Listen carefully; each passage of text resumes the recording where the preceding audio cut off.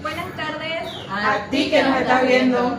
Somos estudiantes de la Universidad Privada Domingo Sabio de la carrera de Derecho del segundo semestre. Mi nombre es Natasharen Carlet Mugo Cueva. Mi nombre es Silvaneda Barón Ramos. Y mi nombre es María Lucia Álvarez. Mi nombre es Carol María Liz Guarimana Romero. Hoy en este podcast te daremos a conocer sobre la teoría del delito.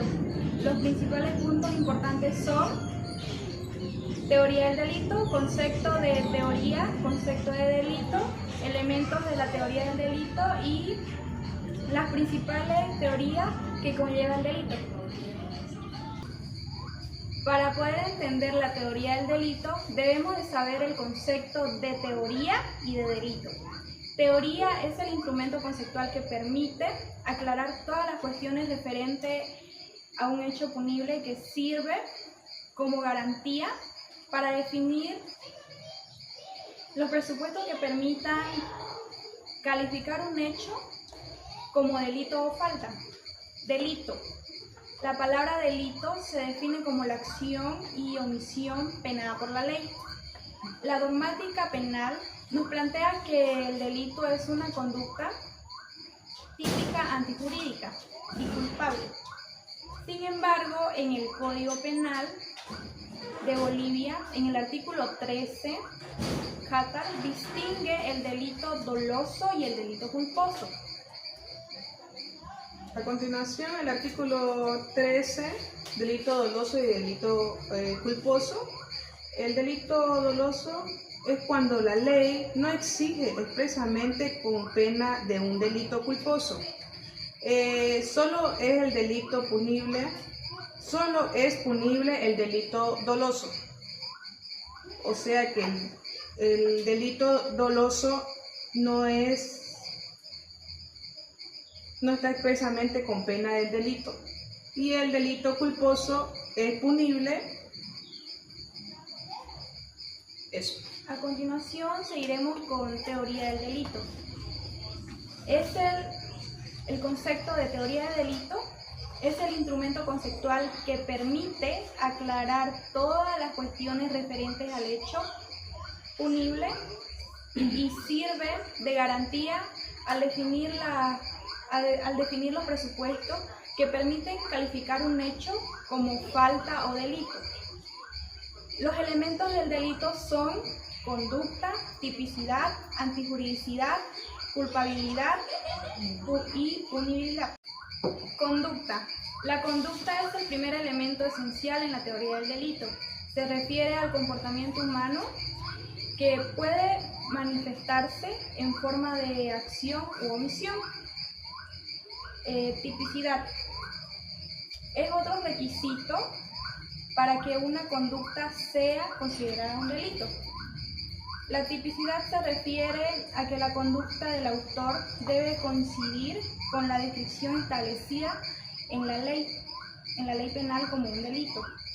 Es decir, debe ser una acción o omisión que se ajuste a lo que el Código Penal define como un delito. Seguiremos a continuación con la antijuridicidad. Buenas tardes. Bueno, yo voy a explicar sobre la antijuridicidad. La antijuridicidad es cuando va en contra del ordenamiento jurídico, es decir, cuando no existe una justificación legal para la omisión o acción. Si la conducta es tipificada por la ley como delito, pero se encuentra justificada por una causa legítima como la defensa propia o el estado de necesidad, no es antijurídica y por lo tanto no puede ser considerada un delito. Ejemplo, si una persona lesiona a otra persona para defenderse de un ataque que la otra persona le habría lanzado, la acción puede ser típica, pero no jurídica debido a la legítima defensa. Las clases de la antijuridicidad son la antijuridicidad formal, la antijuridicidad material. La antijuridicidad formal es la que implica la contradicción entre una acción y el ordenamiento jurídico. La antijuridicidad material consiste en el carácter dañino en el acto con respecto al buen jurídico protegido por la norma penal. El significado antijuricidad quiere decir la contradicción que va con el derecho. Las causas de justificación son aquellas que excluyen la antijuricidad, convirtiendo en un hecho típico en ilícito y conforme al derecho, como el consentimiento, como el estado de necesidad y jurisdicción. La culpabilidad es la situación en que se encuentra una persona imputable y responsable de su conducta. Implica que la persona que conoce o que comete el delito, conciencia de que está realizando una acción delictiva y tiene la intención de llevarla a un dolo. En algunos casos podría actuar de manera indigencia, culpa.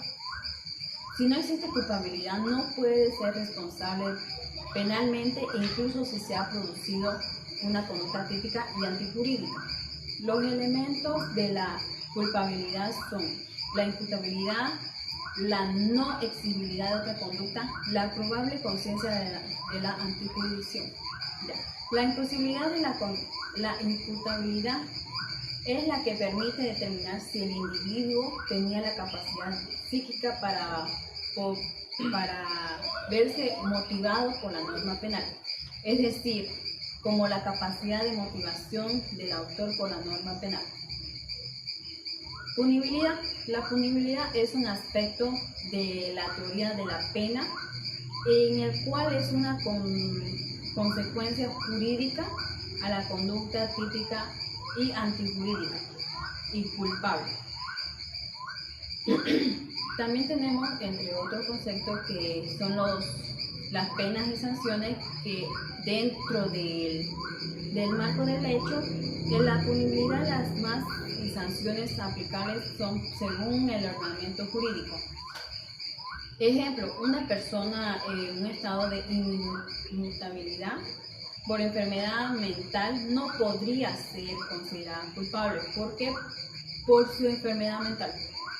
Y también las personas no son sancionadas, dependen del delito que hayan cometido. Ahora sí presentamos las teorías principales o las principales teorías, que son las siguientes. Causalismo. El causalismo es la corriente más antigua, desarrollada principalmente en el siglo XX por autores como Frank von Liszt. Considerada en el delito es una conducta humana que produce un resultado.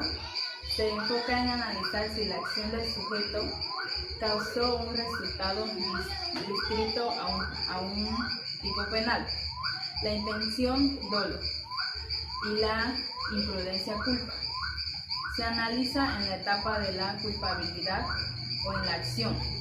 Ejemplo, si alguien dispara un arma y mata a otra persona, el causalismo evaluará si la acción del disparo fue directo a la muerte, sin indagar inicialmente si fue intencional o accional.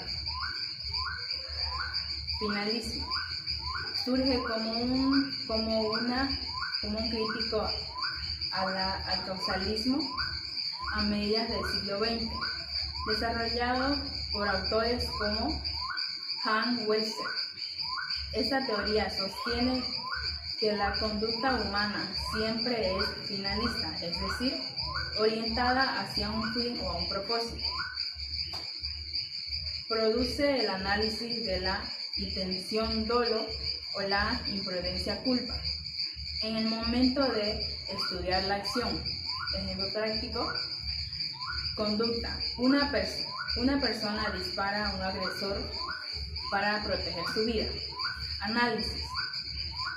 El análisis evaluará que, aunque la conducta encaje en el tipo penal del homicidio, la finalidad no era matar por el dolo criminal, sino defenderse. Por lo tanto, podría aplicarse una causa de justificación como legítima defensa. Siguiendo con las principales teorías que conlleva el delito, el funcionalismo. El funcionalismo evalúa cómo la norma penal debe interpretarse y aplicarse al individuo. ¿Esto para qué? Para mantener el orden social y proteger los bienes jurídicos. El funcionalismo aparece en la segunda mitad del siglo XX. Este funcionalismo está desarrollado principalmente por los juristas Claude Roxin y Jacob, que ellos dos se basaban en la idea de que el sistema penal debe cumplir protección dentro de la sociedad. El funcionalismo moderado está centrado en la protección de bienes jurídicos y en las responsabilidades individuales o colectivas. La protección de los bienes jurídicos se basa en intervenir cuando sea necesario para la protección a la vida y a la libertad y a las propiedades. Aquí le voy a hacer una pregunta para responder, ¿no? Por ejemplo, ¿qué es un delito? Bueno, se puede justificar por ser una conducta sin justificación ilegal. El delito se puede causar también por una conducta ilegal, una conducta que no haga lo correcto, que quiera, o sea, que mentalmente quiera hacer eso, no cambie. También un delito puede ser sancionado por la ley. Está igual penado en la Constitución Política del Estado. El delito específicamente es una acción ilícita que una persona o el ser humano está haciendo, algo que está contra las normas, contra la ley y algo que nuestra sociedad, nuestro entorno no permite. Algo que vemos sobre la teoría del delito es que más que todo se basa en cómo va a ser la conducta de esa persona, sobre el comportamiento humano que debe ser sobre ese personaje que está haciendo el delito, ¿no? El delito también lleva a cómo es la persona, cómo es su conducta, ¿no? Cómo es su personalidad, Su su comportamiento hacia la sociedad, digamos, ya sea en la universidad, en su trabajo, amigos, en su trabajo, fuera del ámbito laboral. También otra pregunta que nos planteamos, ¿cómo podemos identificar un delito? Podemos identificarlo a través de, como dijimos anteriormente, sobre la conducta que tiene, ¿no? Sobre el comportamiento, de cómo va a reaccionar hacia otra persona haciéndole daño. Podemos identificarlo también a través de la acción que está haciendo hacia otra persona o hacia, se podría decir, hacia la sociedad o lastimándose a sí mismo, pero algo que no está permitido. No sé si me dejo entender. ¿Y cómo podríamos sancionar este delito, digamos? ¿Cómo podría ser sancionado? ¿A través de qué? Garantizando que esa misma persona se haga responsable de sus propias consecuencias, como dice un dicho por ahí, nosotros mismos somos culpables de nuestros actos, ¿no? Sobre qué vamos a hacer y a qué va a llevar ese acto que nosotros estamos haciendo. Si cada persona es muy consciente de lo que hace, digamos, ya no hay justificación, digamos, a su delito cometido, digamos. Debemos de saber que cada acción tiene su consecuencia para bien o para mal, depende de la persona, de cómo haga su acción. En este caso, si viene a ser un delito, vendría a tener una pena dependiendo del delito que ha cometido. Como están las de la punibilidad, porque llevan sanciones y es dependiendo de los delitos que uno comete, ¿no? Ya sea por dolo, Ya sea doloso o culposo. porque la punibilidad nos habla de eso, también la pensión y la sanción que lleva cada delito que uno comete y cuántos años se le da, cómo se le sanciona y si tienen servicio. Claro, también se sanciona, digamos, por la diferente conducta que tuvo el individuo, ¿no? Sí. También tenemos que tener en cuenta que la sanción entre dolo y culposo son diferentes dependiendo de las acciones que hayan tenido o que ha pasado en ese hecho. Y también sobre la culpabilidad, que también es una situación en la que se encuentra una persona que es responsable de su propia conducta, de cómo va a reaccionar la persona que comete el delito. Exacto.